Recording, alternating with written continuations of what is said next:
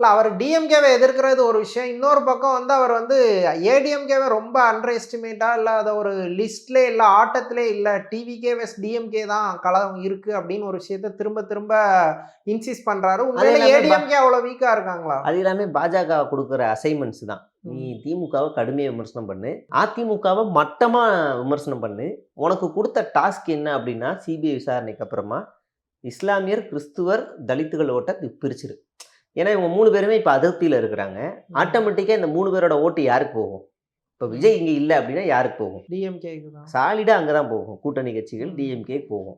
அத மட்டும் நீ பிரிச்சிட்டன்னா திமுக வந்து வீக் ஆயிரும். ம். அவங்கள மட்டும் நீ வந்து மேனேஜ் பண்ணி வாங்கிரு. ம். சார் அதனால தான் தமிழர் பண்டிகைலாம் இந்துக்கள் பண்டிகை, தமிழர் பண்டிகைலாம் துச்சமா கண்டுக்க மாட்டாரு. ம். அவரு வேலை இதுதான். நீங்க ரொம்ப ஈஸியா சொல்றேன். ரொம்ப இதுவா சொல்றேன். என்டிடிவின்னு ஒரு சேனல் போய் இன்டர்வியூ எடுக்குது. தலைவருக்கு பக்கத்துல இருந்து ஆன்சர் எழுதி குடுத்தே சொல்லத் தெரியாத தத்தியா இருக்காப்ல. நாளைக்கு ஜெயிச்சாருன்னா சட்டமன்றத்துல போயிட்டு, இதே மேடையில பேசுற மாரி ஆக்ரோஷமா பேசுவாரா? பொட்டி பாம்பா அடங்கி உட்கார்ந்திருப்பாரு.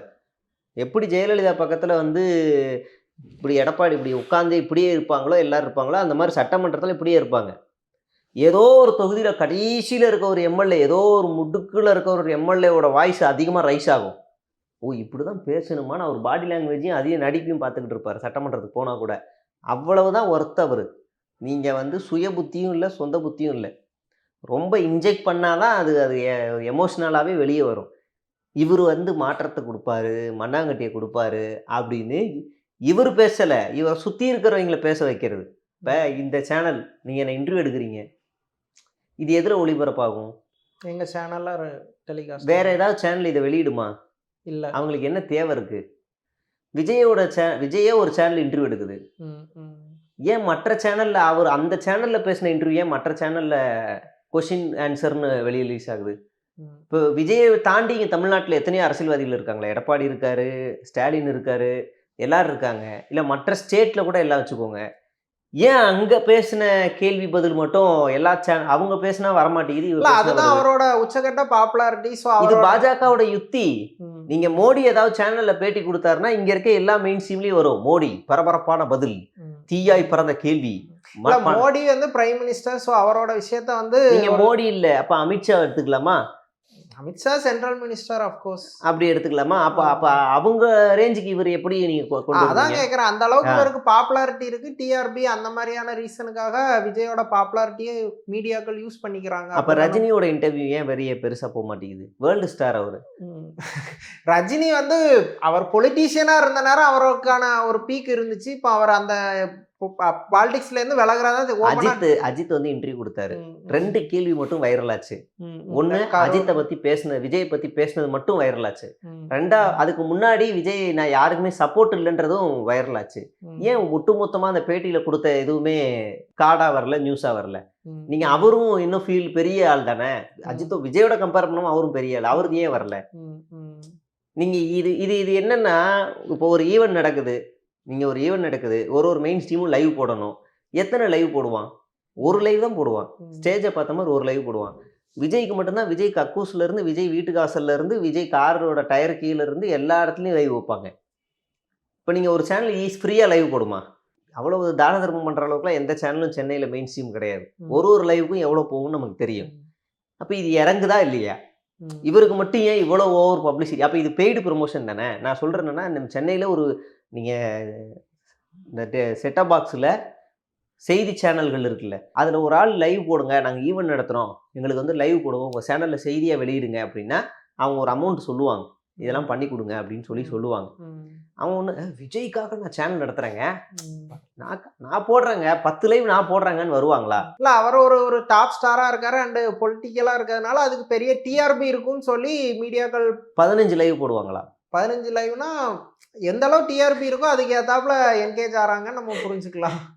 சரி, அந்த 14 லைவுமே கரெக்டான ஆக்கப்பூர்வமான லைவா இருந்தா கூட நீங்க சொல்றத ஏத்துக்கலாம். விஜயோட வீட்டு கதவை ஏன் லைவ் போடணும்னு கேட்கிறேன். விஜயோட வீட்டு கதவை லைவ் போடுறான். அந்த தெருவுல வாக்கிங் போறான், நாய் போகுது, எல்லாம் போகுது. ஒரு அது எதுக்கு 1 மணி நேரம் அந்த வீட்டு கதவு மட்டும் லைவ்ல இருக்கு. விஜய் வந்து அவ்வளவு பெரிய பொலிட்டீஷியனோ இல்ல அவர் அவ்வளவு பவர்ஃபுல் பொசிஷன்ல இல்ல. அவரால எப்படி இவ்வளவு மீடியாக்களை வந்து காசு கொடுத்தோ இல்ல அதிகாரத்தை அதுக்கு தானே நம்ம அண்ணன் இருக்காரு ஆதவ அர்ஜுனா. அதுதான் ஊழலை ஒழிக்கிறதுக்காகவே லாட்டரி சீட்டெல்லாம் வித்து காசு எடுத்துட்டு வந்திருக்காருல்ல மாமனார்ட்ட இருந்து. அதெல்லாம் ஊழலை ஒழிக்கிறதுக்காக ஒயிட் மணியாக வச்சுருக்காப்புல. ம். அவர் வந்து சவுக்கு சங்கர் நினைக்கிறேன் சமீபத்தில் ஒரு ட்வீட் ஒன்று போட்டிருந்தாரு. கரூர் மக்களுக்கு போய் சேர்ந்த அந்த பணம் இருக்குது, 20 லட்சம் பணம் ஒருத்தருக்கும் போய் சேர்ந்த பணம் வந்து ஆதவ அர்ஜுனாவோட பணமா இல்லை கட்சியோட பணமா கணக்கு சொல்ல முடியுங்களா அப்படின்னு கேட்குறாரு. ம். ம். இது சொல்லுவாங்களா? ஒரு ஒரு ஆண்டு கட்சி துவக்க விழா ஒரு சில கட்சிகள்லாம் கட்சியோட துவக்க விழா கட்சியோட மாநாடுல கணக்கு வழக்குகள்லாம் கொடுப்பாங்க. இப்போது நிதிநிலை அறிக்கையை வந்து வாசிக்கிறோம். இந்த வருஷம் நடந்த செலவுகள், வரவுகள், கட்சியினுடைய வங்கி இருப்பு இவ்வளவு அப்படின்னு சொல்லுவாங்க. எது எதுக்கெல்லாம் செலவு பண்ணியிருக்கோம் அப்படிலாம் போடுவாங்க. விஜய் கட்சி இப்போ வரைக்கும் அது மாதிரி ஏதாவது வெளியிட்டிருக்கா? ம். ம். ஏன் வெளியிடல? அப்போ நம்ம கேட்குறோம்ல, எல்லா கட்சியும் இது பாஜகவுக்கே இருக்கும், அதிமுகவுக்கு இருக்கும். அதிமுகவோட வானகரம்ல அந்த மாநாடு நடக்கும்போது கூட அவங்க வெளியிட்டிருக்காங்கன்னு நினைக்கிறேன். ம். எவ்வளவு பேங்க்ல வங்கி இருப்பு இருக்கு அப்படின்னு. நம்ம அதை பார்த்து தான் பாஜக பாடுறா 2014ல வங்கி இருப்பு இவ்வளோ வச்சிருந்தான், இப்போ இவ்வளோ சேர்த்து வச்சுட்டான் பாடுறா ஆட்சிக்கு வந்து டொனேஷன் வாங்கி வாங்கி அப்படின்னு நம்ம பேசுகிறோம். இவங்க ஏன் அந்த நிதிநிலை கட்சிக்கான ஒரு வெளிப்படைத்தன்மை இல்லை? சீமான் கட்சியிலும் இருக்காதுன்னு வைங்களேன், ம். அவர்களும் இருக்காது, இவங்களும் இருக்காது. அப்போ இவ்வளோ காசு எவ்வளோ செலவு பண்ணுறாங்கன்னு இருக்கு. இப்போ விஜய் அவருடைய சொந்த பணத்துல தான் கொடுத்தாருன்னு உறுதியாக சொல்லுவாரா? நான் 200 கோடியை விட்டு வரேங்கிறாரு. ம். 200 கோடியை விட்டு வர்றாருன்னா நீங்கள் சொந்த பணத்தை செலவு பண்ணேன்னு சொல்லுவாரா? சரி, இன்னொரு லாஜிக்காக பேசுவோம். விஜய் வந்து 200 கோடி ஒரு படத்துக்கு வாங்கியிருக்காரு, கரெக்டா? அவங்க தானே சொன்னது, ஆமாம் தானே? கடைசியாக ஒரு 10 படம் வச்சுக்குவோம், 200 கோடி. அப்போனா 200 இன்ட்டு 10 படம்னா எவ்வளோ? 2000 கோடி. 2000 கோடி. இந்த தேர்தலில் அவர் நின்னாருன்னா பிரமாண பத்திரத்தில் என்கிட்ட 2000 கோடி இருக்குன்னு அவர் போடுவாரா? மாட்டுவார்ல.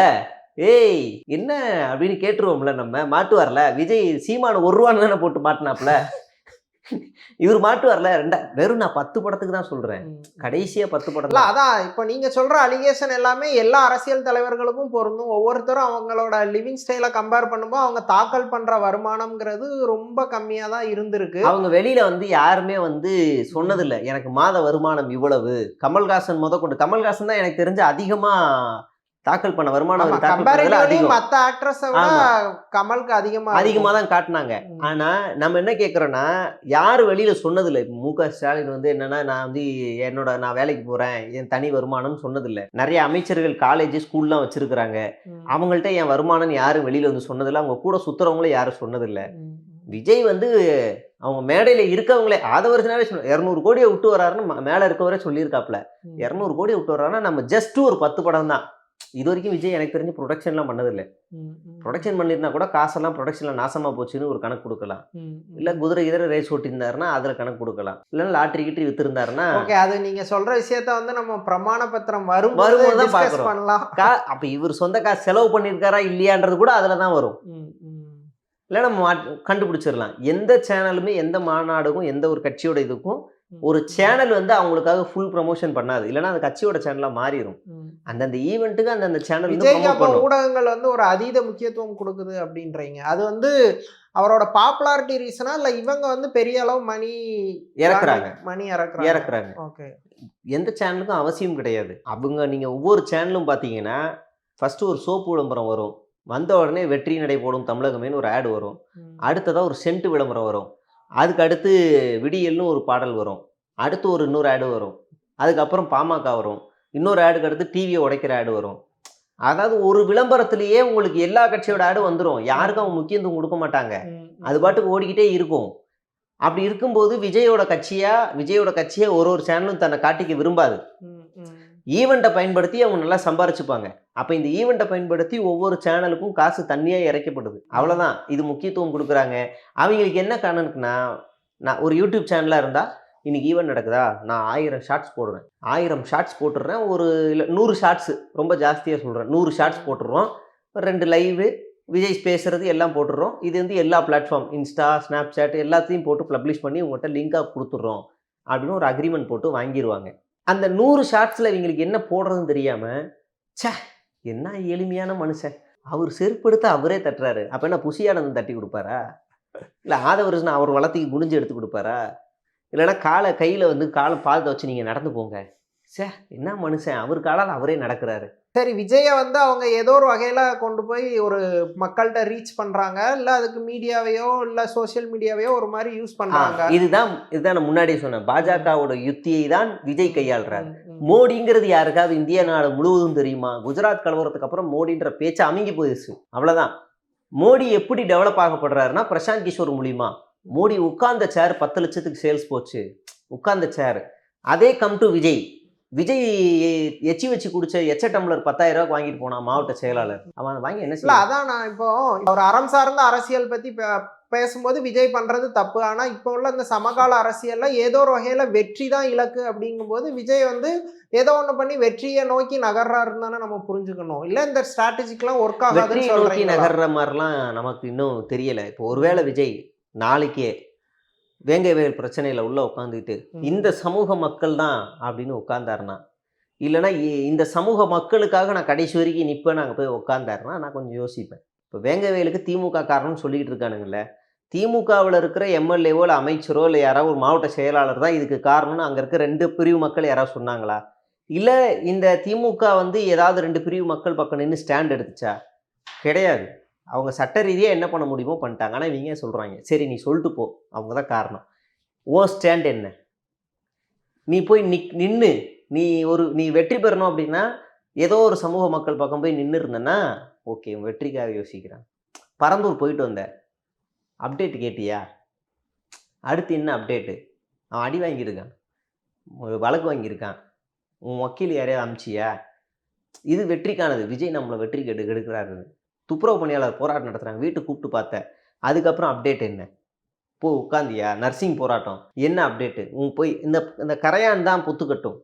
பாம்பு அதுக்கப்புறமா கரையானெல்லாம் விரட்டிட்டு உள்ளே போய் உட்காரும். ஏற்கனவே அவனாவது போராட்டம் நடத்திக்கிட்டு இருப்பான். அங்கே பாம்பு மாதிரி உள்ளே போகிற வேலை தான் விஜயோட வேலை. நீங்கள் அப்டேட் எல்லாம் அவர்கிட்ட அவர் போய் கள ஃபீல்டு ஒர்க்கரு அப்படிலாம் கிடையாது. அவரோட 2 வருஷ வாழ்க்கை அரசியல் வாழ்க்கையை சிம்பிளாக சொல்லலாம்.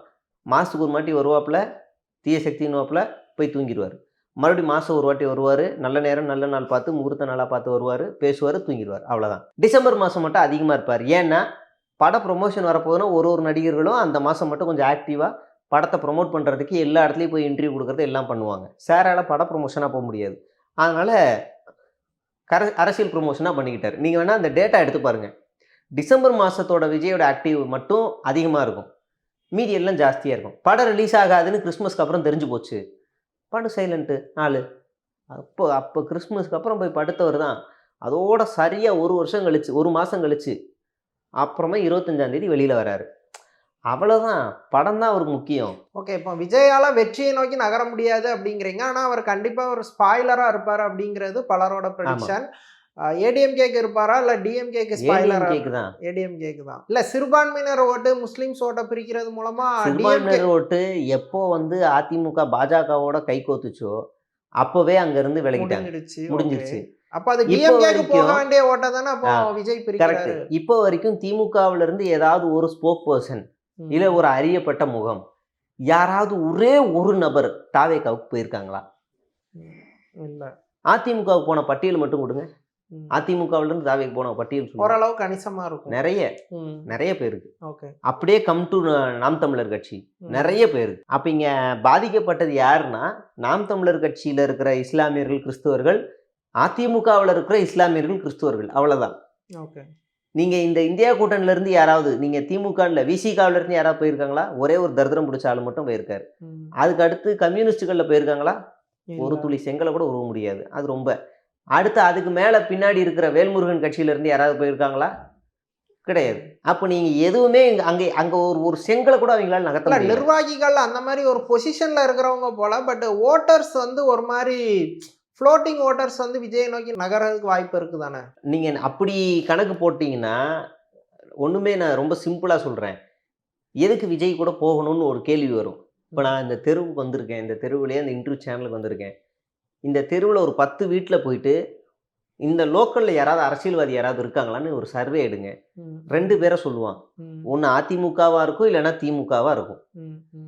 ஏன்னா அவங்க வீட்டில் பாத்ரூம் அடைச்சிருக்கா, தண்ணி வேணுமா, இல்லை பச்சை இங்கில் சைன் வேணுமா, இல்லை வேறு ஏதாவது தேவை இருக்கா, இல்லை ஏதோ ஒரு தேவை இருக்கா, அவங்க உடனே அணுக வேண்டியது பக்கத்தில் இருக்கிற லோக்கல் கவுன்சிலரோ இல்லை முன்னாள் கவுன்சிலரோ இல்லை கட்சியில் இருக்க வார்டோ யாரையாவது சொல்லுவாங்க. நீங்கள் தாவேக்காவில் இருக்க எவனையாவது அந்த வீட்டுக்குள்ளே தாவேக்காரனே இருப்பான். தம்பி ஏதாவது ஒரு அரசியல்வாதி சொல்லு, விஜய்னு சொல்லுவான். இல்லைப்பா இந்த லோக்கலில் யாராவது சொல்லு, விஜய் அப்படின்வான். இந்த லோக்கல்லப்பா இப்போ சைதாப்பேட்டைன்னா சைதாப்பேட்டை இந்த தெருவில் யாராவது ஒரு தாவேக்கால் தெரியாது. எங்களுக்கு தெரிஞ்சது விஜய். நீ அவன் உளவியலாவே கீழே போகல. இன்னும் 1 மாசம் கூட இல்ல. உளவியலாவே கீழே போகல. அவன் ஃபுல் அண்ட் ஃபுல் வேலை செய்றது சோசியல் மீடியாவுல தான். ஒரு நாளைக்கு 10 ரீல்ஸ போட்டு லைக்க வாங்கிட்டு அந்த லிங்க வாட்ஸ்அப் குரூப்ல போட்டு தலைமைக்கு அனுப்பிச்சுட்டு இன்னைக்கு வேலை முடிஞ்சுன்றான். இன்னைக்கு அரசியல் வேலை முடிஞ்சு. சக்சஸ். அவ்வளோதான். அவன் உளவியலாவே கீழே போவே இல்ல. ஏதாவது ஒண்ணா திடீர்னு ஒரு 10 பேர் நின்னு என்ஜிஓ மாரி சைடுல நின்னு சாப்பாடு போட்டு ஒரு ஃபோட்டோ எடுத்து அத ஒரு ரீல்ஸா எடுத்துட்டு கடந்து போயிடுறான். ஏய் தம்பி அது எல்லா கட்சியும் செய்யுதுடா. ஃபீல்டுலயே இல்லாத தேமுதிக கூட இன்னைக்கும் கட்சி ஆபீஸ்ல பண்ணிக்கிட்டு இருக்குது. எல்லா கட்சியும் செய்யுது. அத ஒரு அவன் பெரிய தியாகமா செஞ்சு சொல்லிக்கிட்டு இருக்கிறான். அவங்களுக்கு தெரிஞ்ச அரசியல். அவ்வளோதான். நான் சோறு போடுறேன். டேய் அது என்ஜிஓ பண்ணுதுடா. நீ காலைல மெரினா பீச்சுக்கு போனா இட்லி தருவாங்கடா. மயிலாப்பூர் கோயிலுக்கு போனா நல்லா சுட சுட இட்லி சாம்பார் தருவாங்கடா. அது உனக்கு ஓட்டா மாறாதடா தம்பி. ஓகே, அப்போ ஓவரால் விஜய் வந்து ஒரு கணிசமான ஓட்டு வாங்குவாருன்னு தெரியுது. எந்த அளவுக்கான பர்சன்டேஜ் 5 to 10. 5 to 10 அவ்வளவுதான். 5 to அதுக்கு 10. மேல இம்பாக்ட் கொடுக்க முடியாது. வாய்ப்பே இல்ல. ஆனா அது பல தொகுதிகள்ல வந்து கட்சிகளோட வெற்றி வாய்ப்பை மாத்தி அமைக்கிறதுக்கான பாசிபிலிட்டிஸ் இருக்கு, அப்படிதானே? அதான் சொன்னல, ஏற்கனவே உடையப்பட்ட இடமா அதிமுகவும் நாம் தமிழரும் இருக்கு. அங்கிருந்து நல்ல உருவி எடுத்திருக்கிறாங்க. அவங்களோட ஓட்டு பயங்கரமா அடி வாங்கும். ஏடிஎம்கே என்டிஏவே ஹெவி டேமேஜ் பண்ண அதிமுக மறுபடியும் மிகப்பெரிய தவறு செஞ்சிருக்கு. போய் பாஜக கூட கூட்டணி வச்சு, அதோட கூட்டணி வச்சதுதான் மிகப்பெரிய தவறா மாறி இருக்கு. அதை உணரணும். போய் மாட்டிக்கிட்டாங்க. நீங்க இப்ப கடைசியில பாருங்க, ஒரு 5 to 10 தான். அதுக்கு மேலெல்லாம் வாங்க முடியாது. அதுக்கு மேல நீங்க சீமான் பேசின அரசியல் வெகுஜன மக்கள் வரைக்கும் போய் ரீச் ஆயிடுச்சு. அவர்கிட்ட ஒரு மொழி இருக்கு. அவர் கருத்துல எனக்கு உடன்பாடு இருந்தாலும் அவர் பேசுற அந்த மொழி இருக்குல்ல, அது வந்து இன்ட்ராக்ட், அந்த ரியாக்ஷன் அவங்கள போய் கவர்ற மொழி அது. அந்த மொழி அவர் அந்த மொழி தான் அவரோட ப்ளஸ்ஸு.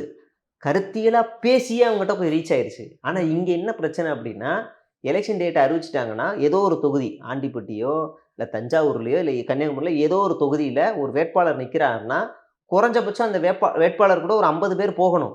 பைக்கில் 20 பேர், ஆட்டோவில் ஒரு 10 பேர், வேனில் அதுக்கு பின்னாடி ஒரு பைக்கில் அப்படி ஒரு 20-40 பேர் போனால் தான் அவ்வளோ பெரிய ஆளுன்னு.